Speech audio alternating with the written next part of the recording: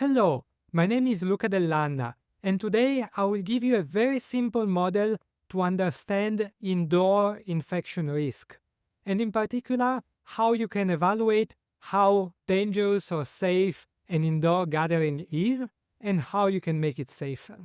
The best way to think about it is to forget for a moment about viruses and infection and instead think about smoking. And in particular, imagine that you are going to an indoor gathering with a few friends of yours, some of them are smokers, and your objective is to go home tonight with your clothes that do not smell like smoke. So, how can you evaluate the risk that your clothes will smell like smoke? A few factors come into consideration. One is how well ventilated is the room.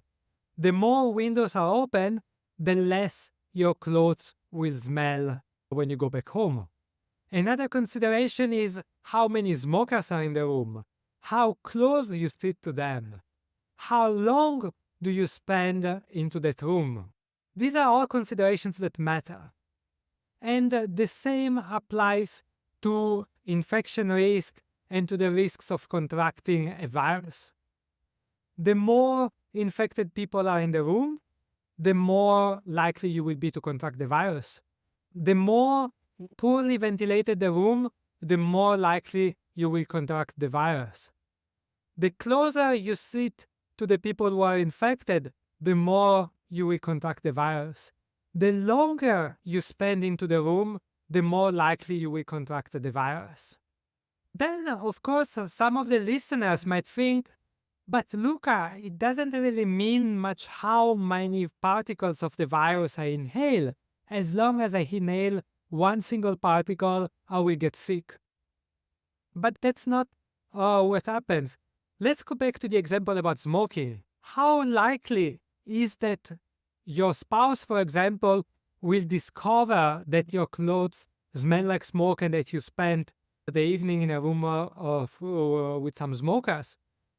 One or two particles of smoke will not be enough. You need a certain number of particles of smoke for your clothes to be smelly for all practical purposes. And the same applies to infection. How many particles of virus get into your body will determine how likely you are to actually get sick, and if you get sick, how ill you will be. In fact, if only a few small particles get into your body, maybe you will not really get sick, or maybe not sick in a very significant way. You can think about it as with a military invasion. The virus is the invading army, and the immune system is the army fighting on behalf of your body. And if there are just a few enemy soldiers invading, your army can fight them very easily. If there are many enemy soldiers invading, maybe your army can fight off the invasion, but there will be a lot of casualties and destruction. And if the invading army is very large, then you might succumb. And the same applies to your body. If a few virus particles get in, your immune system might be able to fight them easily. If quite a few virus particles get in, then you might still be able to fight them off, but you might feel a bit sick while doing it. And if a lot of virus particles get in, then you might get severely sick. So it is very important to limit the quantity of virus which you inhale. And the best way to do it is to increase ventilation, to reduce the number of people in the room where you spend time with, to reduce your closeness to those people, to spend as little time indoors as possible, and so on. Again, the simplest model to think about indoor infection rate is to think about smoking, and to think that your objective is to reduce the likelihood that when you go back home tonight, your clothes will smell like smoke.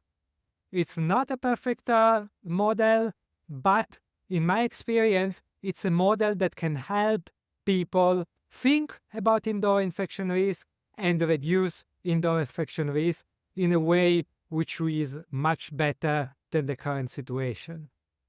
So, thank you very much for listening, and you can find all the information in this video plus more references in some very simple one-page document and one-page flyers on the website pandemic-questions.com. pandemic-questions.com. So that was it from me. Thank you very much.